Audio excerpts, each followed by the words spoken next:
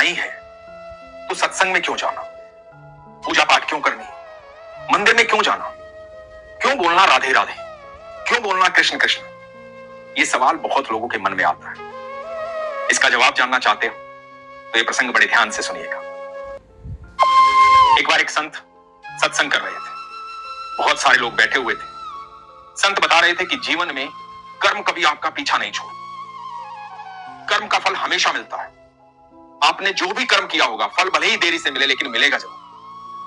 अच्छा कर्म होगा तो अच्छा फल मिलेगा, बुरा कर्म होगा तो बुरा फल मिलेगा। सबके कर्मों का फल मिलना है तो इसलिए कर्म बड़े सोच समझ के करें। वहीं पर एक व्यक्ति सत्संग सुन रहा था। उसके मन में यह प्रश्न आया कि यदि कर्म का फल मिलना ही है तो सत्संग क्यों करें, पूजा पाठ क्यों करें, मंदिर में क्यों जाएं, क्यों भगवान का नाम लें। रहा नहीं गया तो संत से पूछ लिया कि महाराज ये बताइए कि जब कर्म का फल मिलना ही है तो आपका सत्संग क्यों सुने। महाराज मुस्कुराए। उन्होंने कहा कि हाँ बेटा, बात तो तेरी सही है, तो एक काम कर, ये जो ईंट पड़ी है ना, इस ईंट को उठा और छत पर ले जा, ऊपर ले जा करके मेरे सर पर फेंक के मारे से।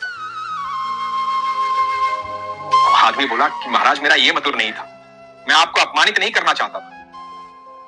संत ने कहा कि बेटा मैं सही कह रहा हूं, ये ईंट उठा, ऊपर ले जा और ऊपर से फेंक के मार मुझे, मैं नहीं कह रहा कि तूने मेरा अपमान किया है। तो उस व्यक्ति ने कहा कि नहीं महाराज ये तो मैं नहीं कर सकता, मैं ये करूंगा तो आपको चोट आएगी, आप लहूलुहान हो जाओगे। तो संत ने कहा कि हां मैं लहूलुहान हो जाऊंगा, मुझे चोट आएगी। फिर संत ने एक रुई का गट्ठा बनाया उस ईंट के जितना भारी और उस व्यक्ति को दिया और कहा कि ले, अब इसे ले जा और इसे ऊपर से फेंक, मुझे चोट लगेगी, हो जाऊंगा।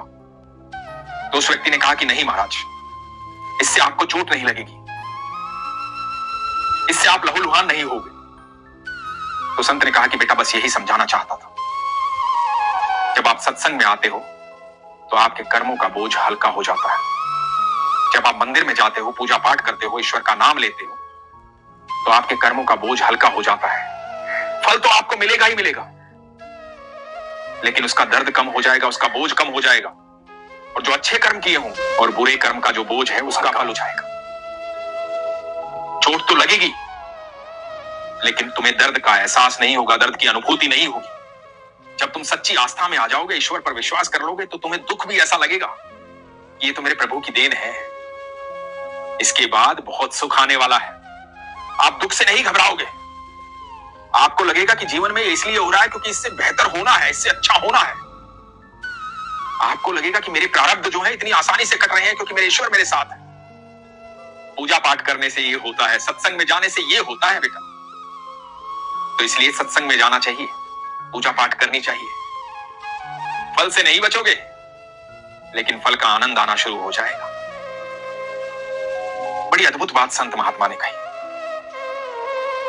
लोग कहते हैं ना कि राधा नाम लो मुक्ति मिल जाएगी, कृष्ण नाम लो मुक्ति मिल जाएगी। सच में मुक्ति मिल जाती है। पता है किन बातों से? उन बातों से जिसकी आप चिंता कर रहे थे। क्योंकि जब आप नाम लेने लग जाते हो, जब आपका विश्वास प्रगाढ़ हो जाता है, आपकी आस्था प्रगाढ़ हो जाती है, तो वो सारे संकट आपको छोटे लगने शुरू हो जाते हैं, सारे दुख आपको छोटे लगने शुरू हो जाते हैं। क्योंकि आपके मन में बस एक ही बात आती है कि ये तो छोटी सी बात है, मेरा ठाकुर अपने आप देख लेगा, मेरी राधा रानी अपने आप संभाल लेगी।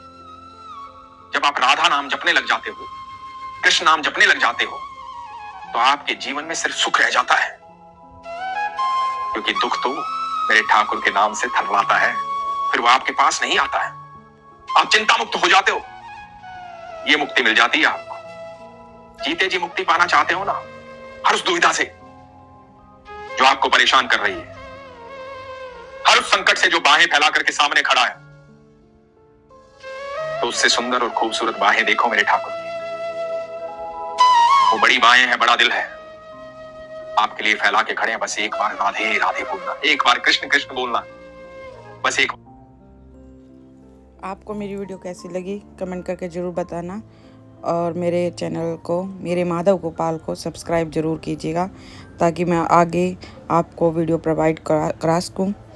और इसी वीडियो को हम यहीं समाप्त करते हैं। आपको दुर्गाष्टमी की हार्दिक शुभकामनाएं।